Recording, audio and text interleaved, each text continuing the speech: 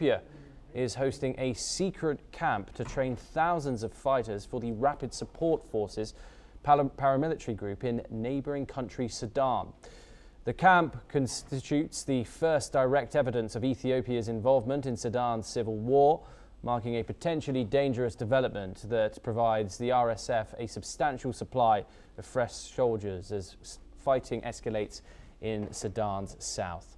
According to reports, Ethiopian government officials said that the United Arab Emirates has financed the camp's construction and provided military trainers and logistical support to the site. Joining us now is Ayanuga Olugbenga Paul, a public affairs analyst, joining us live from Lagos in Nigeria. Thank you so much for joining us. The Sudan war wages on, of course, something that the United Nations calls the worst humanitarian crisis. The UAE has been reported to be backing the paramilitary RSF forces who are fighting against the Sudanese government. If Ethiopia is directly training these RSF fighters, does this cross the line from regional mediators to an active participant in Sudan's war here?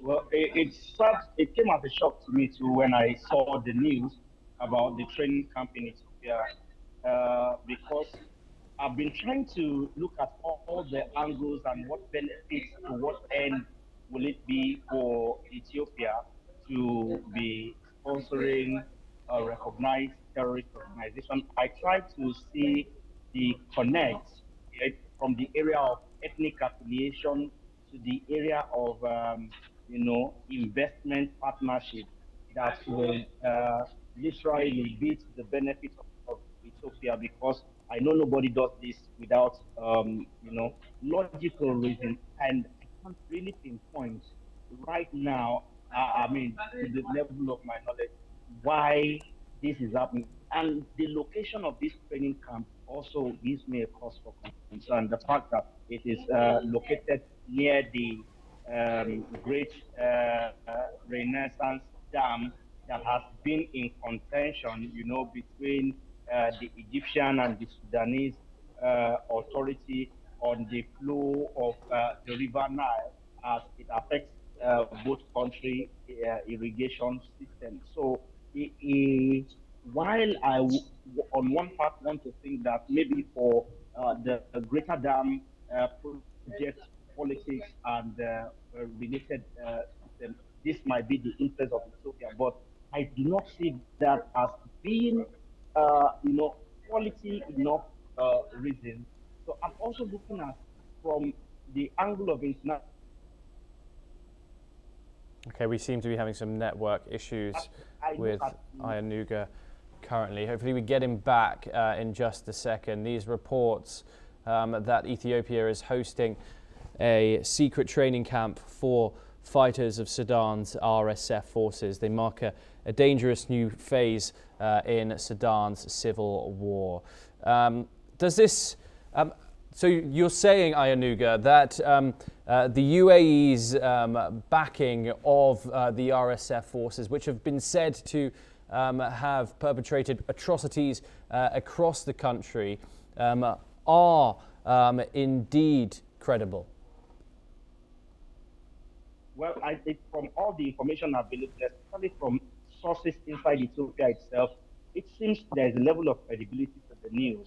And for me, it looks as if, Ethiopia is putting fire on a roof they want to sit under, or they are putting snake under their bed. Because once the RSF forces that they have trained are through with the atrocity they are committing in Sudan, of course, definitely they are going to come back into Ethiopia and give them problems. The same example happened in my own country, Nigeria, here. And if they have not learned from that, I don't know what they would be able to learn from. It sets a dangerous precedent, especially in that volatile region of the, of the continent, where from Sudan to Tanzania to Djibouti to Somaliland, you have this constant wars and insurgency activity happening to Central African Republic. I really feel terrible that, Ethiopia is caught in the finger, and I try to analyze every angle of the cost benefit analysis of, the gains that Ethiopia stands to have, and I can't put it together yet as of now to see why it is worth for them to have a training camp for such a terrorist organization in their country. Ayanuga, do stay with us as we turn to our next story.